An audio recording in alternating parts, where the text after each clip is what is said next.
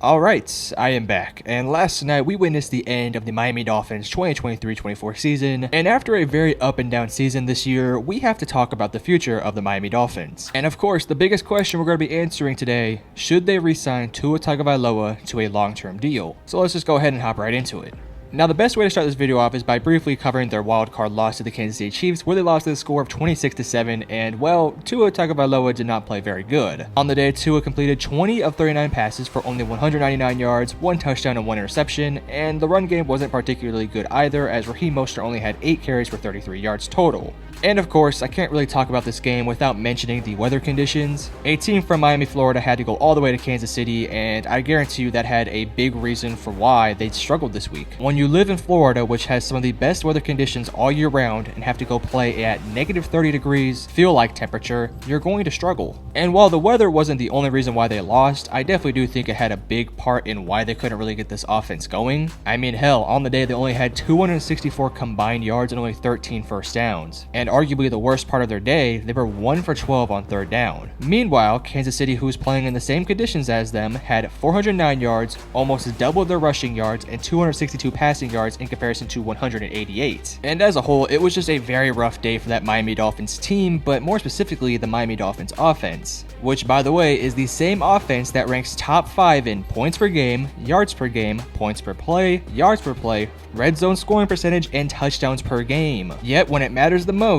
they only put up 7 points and had one of their worst performances we've seen this entire year. And that of course begs the question, well, how does this team take that next step? We've obviously seen this team 2 years in a row get eliminated in the wild card, and with not a ton of cap space and a lot of question marks surrounding who they resign and who they let go, what should this team do? Well, let's get this out of the way. They have a couple big name guys that they definitely should at least look to bring back. Their most notable unrestricted free agents this year are Jerome Baker, Eli Apple, Braxton Berrios, Deshaun Elliott, Robert Hunt, Brandon Jones, Andrew Van Ginkel, Christian Wilkins, Connor Williams, Cedric Wilson, and maybe a guy like Robert Jones, who is a restricted free agent. But that's not even all the guys they are going to have as unrestricted free agents. Those are just the big name guys. And in case you're wondering, this team does not have a ton of cap space to work with. As it sits right now, they're currently over $40 million in cap space. So I expect this front office to be very busy not only figuring out how to give these guys contract extensions, but figuring out how they can work around other contracts to have enough money to pay these guys. It's not like we're talking about a bunch of bench players or rotational players. Guys like Andrew Van Ginkel, Jerome Baker, Deshaun Elliott, Christian Wilkins were big parts of that Miami Dolphins defense. And it's not like this team has a ton of draft picks to go out there and replace these guys. Sure, they can replace these guys with one of their first or second round guys, but that's just 1 or 2 spots. It's not like they have 3 first round picks. And I'm saying all this with the mindset that, hey, Christian Wilkins is going to get a huge contract, and there's a guy named Tua Tagovailoa who is also going to be due for a contract extension this offseason.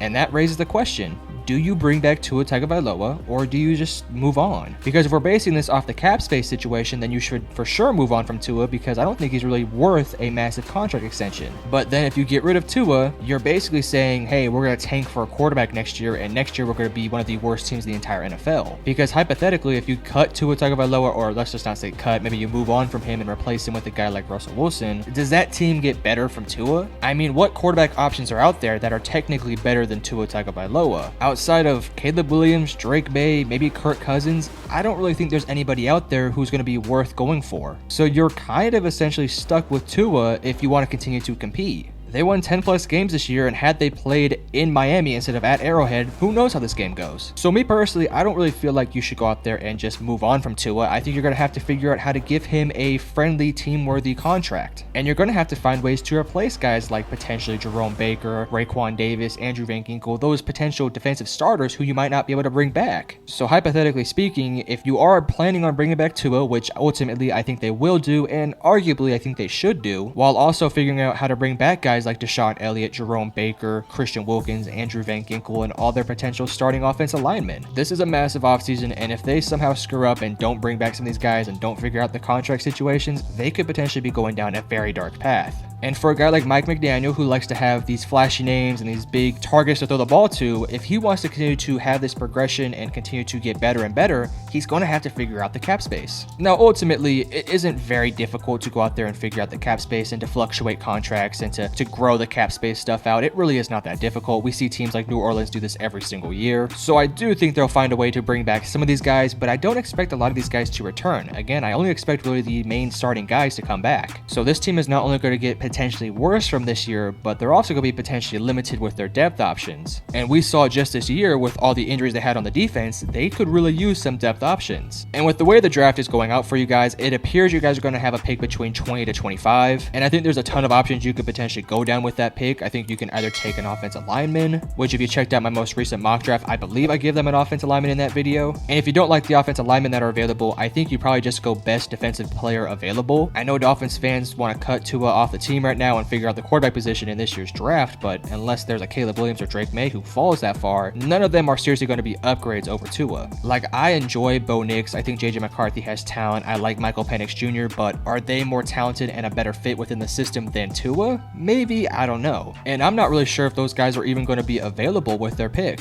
So unless you want to give the keys to the Miami Dolphins offense to a guy like JJ McCarthy, who I think will be available, then sure, go ahead, but I still think Tua is the better option. He'll be the more expensive option, but again, I think he's the better option for what they can put out there on the field. This team is really not that far away from being genuine contenders. Hell, for half the year, we were all saying that Miami was a top 5 team, and at the end of the season, I had Miami as a top 7 team in my entire power rankings. So this is what I'm saying. I fully expect Miami to figure out their contract situation. I actually expect them to find ways to grow enough cap to go out there and get some veterans who can help this team out. And with the AFC kind of being up and down, with certain teams like the Texans and Cleveland being on the rise, and other teams like the Bills and the Bengals and even the Chiefs a little bit kind of declining a little bit, I still think Miami has a very good chance to be very good next year. But I think this Miami Dolphins team just really needs to figure out the little small details of how to build a roster and how to actually compete with a limited roster. Because again, they have studs in almost every major position that you would want to have. You have Teron Armstead, you have a great receiving core, you have good running backs. Defensively, you have guys like Jalen Ramsey, one healthy Bradley Chubb, Christian Wilkins, and all those guys. And your secondary for the most part really is not that bad on paper. But this offseason, they're really going to have to find ways to fill in these smaller positions that nobody really brings up. As an example, going out there and getting some more depth options in the defensive line room. Nowadays, in today's league, you have to have a rotation of defensive linemen, and as it says today, Miami doesn't really have that. They're also going to have to go out there and get veterans along the offensive line to help out guys like Teron Armstead, Tua, Tyreek Hill in this run game. They'll also have to add more secondary options with a little bit more experience who know how to play within the playoffs. Those are a lot of needs, but ultimately, it doesn't really cost an arm and a leg to go out there and get those type of guys. A couple names they could potentially go after if they can figure out the contract situations would be a guy like a Khalil Mack, a Carlton Davis, a Graham Glasgow, Kevin Zeitler, Kyle Duggar, CJ Gardner-Johnson, Micah Hyde. Those are the big name guys who I think you can come in here and give them fairly decent sized contracts, but not necessarily the maximum amount of money for that position, to fill in a specific role and excel in what they do. If you can add 1, 2, or 3 of those pieces to an already decent roster, this team can go from being a playoff contender to being legitimate Super Bowl champions. Now, that's a long way from now, and you're going to have to do a lot of cap space digging, but if you can figure out the cap space situation, you can figure out Tua's contract extension, you can figure out Christian Wilkins' contract extension, and you can get rid of some of these guys who aren't helping your roster actively, you can potentially go out there and get guys who can fill in those spots to help you compete. So to sort of put a conclusion to this video, let's just kind of recap everything I've talked about. Number 1, I think you have to bring back Tua Tagovailoa. Now, I wouldn't give him a Justin Herbert, a Dak Prescott, a Patrick Mahomes level deal. I would give him a contract similar to what Daniel Jones got this offseason. A 3 to 4 year deal worth roughly about $45 to $50 million each year, with an easy escape route for the Miami Dolphins to have in case things don't go their way. Now, would he re-sign for that type of money? Maybe. I just don't think there's any teams out there that would be willing to give him any bigger contract than what you might be willing to give him.